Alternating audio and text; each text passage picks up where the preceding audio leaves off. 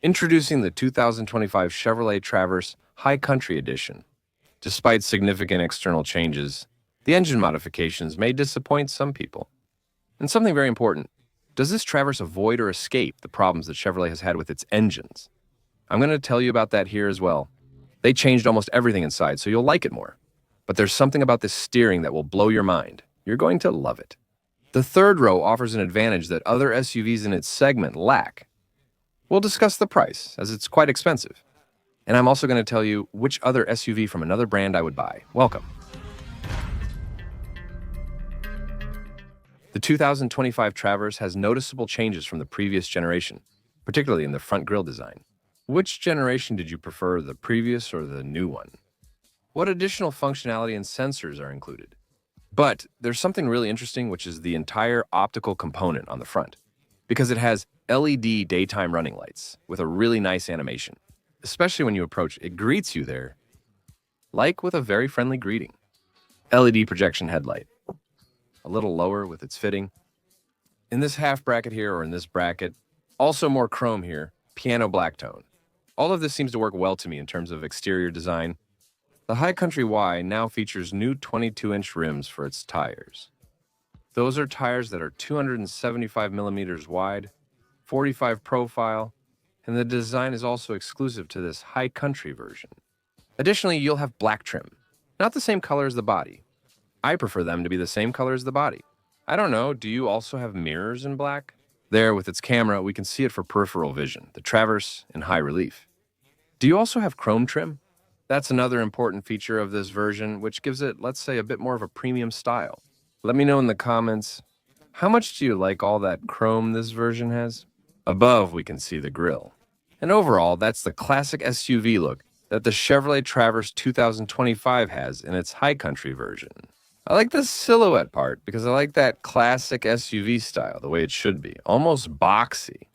There are people who like some lines that are a bit more curvy, like what Hyundai does with the Palisade, or maybe Mazda, also with their CX-90. I like it this way. And an interesting or curious detail is that this one is a bit more compact or smaller than the previous model. Instead of getting bigger, it's a bit more compact. But they've managed to make the interior more spacious and versatile. And what happened with the engine? Well, let's take a look to see if they changed anything or not. Well, up until 2023, the Chevrolet Traverse had a V6 engine, a naturally aspirated V6 engine, that gave you 310 horsepower, which is what they have now, which they present in this 2025 High Country Edition. Well, the Chevrolet Traverse went from having a V6, they've said goodbye to it, no more, bye-bye, and they've welcomed a new one. A 2.5-liter turbocharged four-cylinder engine that offers slightly more power. 328 horsepower with 326 pound-feet of torque. That engine setup's paired with an 8-speed automatic transmission. But we have to see if that change from a V6 to a turbocharged four-cylinder, does it feel any different? Does it change the driving experience? Generally speaking, it drives well. And I think that for most people who are going to buy the Chevrolet Traverse High Country, honestly, the flaws or shortcomings are almost imperceptible. When you have a slightly more demanding taste for driving, and I heard that, right? A slightly more demanding taste? This test is becoming quite sophisticated. Freddie, what's happening? When you have a slightly higher level of demand, you will notice some things that I wish were better. For example, I find the steering a bit light. I prefer the kind of steering that feels more engaging, you know? That has better communication, better feedback, that connects better. Another thing is the engine can be a bit lacking in refinement when you accelerate. For example, right now I have it in normal mode, and if I floor the accelerator, of course you feel the turbo lag, and it's not that energetic. It doesn't have that punch of acceleration like I would like it. It's a four-cylinder engine, and yes, the turbo helps. Once the turbo kicks in, you get a bit more.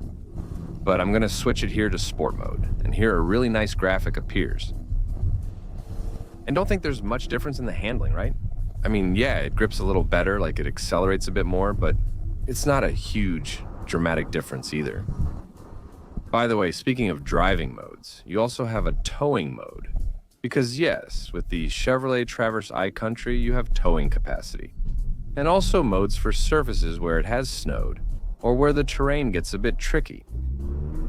Here you have a driving mode that's going to help you. With the structural design changes, I think you'll like the rear part, as the color combination is good. I like the black background of the license plate, and the bow tie logo really stands out. Besides that, the embossed High Country emblem looks good. And speaking of the High Country emblem, they haven't repeated it much on the body, not even inside. I'm unsure why the Traverse doesn't repeat the warning like other SUVs, such as the Tahoe, do a few more times. I think it looks nice, highlighting that it's the High Country model. Lower down, you'll see the quad exhaust pipes that help give it that sportier look, especially in the middle of the black trim. It stands out well, especially in the back. When you get closer at night, you'll really notice it. Look, there's an animation there, kind of in red, highlighting the pretty futuristic shape of the taillight itself. It's something that makes it prettier. And now let's see something you're really going to like, and that's the versatility, the cargo space that this Chevrolet Traverse has. Open sesame. As you know, it's an SUV with 3 rows of seats, with the third row seat back raised. You still have enough space to fit 2 or 3 small suitcases there, maybe 4 if you arrange them well. And here you have some extra space. You can lower the third row of seats from here, let's say the seat back of the third row of seats. You can lower one, you can lower the other one here. By pressing the buttons together, look at all the space you have, but if you need more space, the second row of seats. Look over there too with these little buttons and see all the versatility, all that cargo space. It's impressive. What you have left in your Chevrolet Traverse SUV. If this is the one you like, well, I think it's one of the best in terms of that versatility, that flexibility you have in this segment. And another advantage is the third row of seats. I'll show you when we lift the backrest of the third row again. It's that this one has a level of recline. Reclinable. It's an angle where the passengers in the third row can get more comfortable, they can travel a bit more comfortably. Not all SUVs have this level of recline. And now let's go to the interior, where they've made some modifications. You'll enjoy the Traverse even more. If you like the video, please give it a like and subscribe to the Freedy Car Power 360 community for free content and videos. I make an effort to bring you the information that will interest you in buying a vehicle. But for this information to spread further and reach more people, please subscribe to the channel. I really appreciate it. Let's move on. And how about we talk now about the changes to the interior? Because they made modifications to the Chevrolet Traverse to make it feel more premium. It looks better and has improved. Something caught my attention. It's a pretty quiet cabin. I mean, it's silent. It doesn't let in as much wind noise as other cabins do. That I've had the chance to drive. This one feels pretty calm. What else is new about it? Everything you see here has been renovated for 2025. This extension here, which we also saw in the Chevrolet Tahoe and in a Chevrolet Suburban, a similar extension. Obviously, the dimensions are different, the proportions are different, but the screen setup is very similar. To maintain uniformity, a harmonious identity among all the models of the Chevrolet brand. You'll also find the integration of Google applications here, like Google Maps, you have your hotspot, the Google Play Store, Alexa. You can integrate your apps, all of that is really good. And the screen itself, the digital experience, how does the processor respond to commands? Is it very fast? I like this. And here you have the camera, which also has angles from above, from the sides, so you know if there's something around nearby. The tires and Google Assistant features, including the Wi-Fi hotspot, all look really good. The screens are great. The instrument panel is customizable, allowing you to display the map, for instance. Chevrolet has integrated another premium detail into its other models. The Traverse, especially the pricey High Country trim, follows the trend. The center console appears comfortable and versatile. I'll start. Look at the buttons for the air conditioning controls. Also for the temperature here, both for the driver and the passenger. All of that is very good. You also have, look, free storage space at the bottom. You also have a space here as well to hide whatever you want, your cup holders, and the wireless charging for your phone. I like that the phone connection is stable, unlike in some vehicles where it feels loose and not properly connected.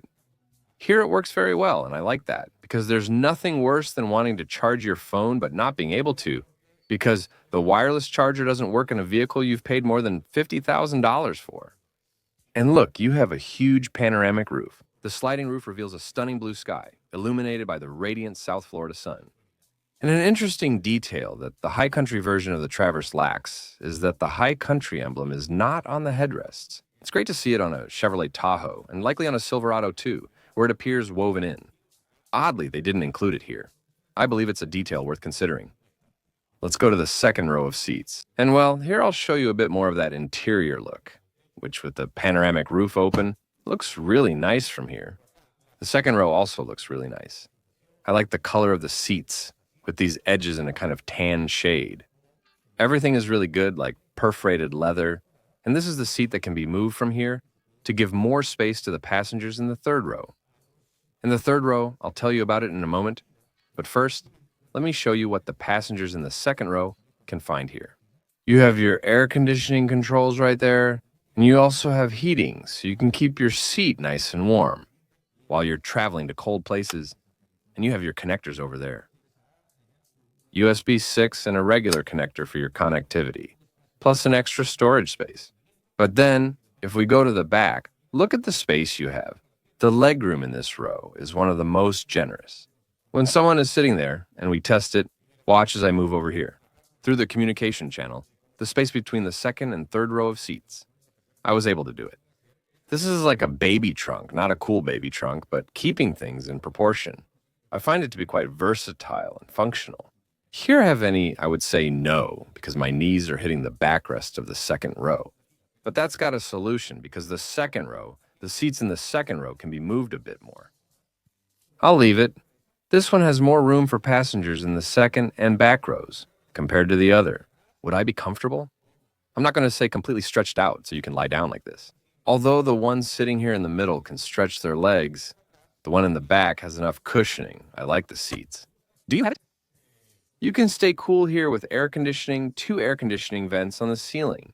And when you want to get out, you just press this button and look how the seat moves automatically to make it easy to get out. And the door panels also have a nice leather finish with stitching. Also, you have the button to open the rear hatch, and you can use it.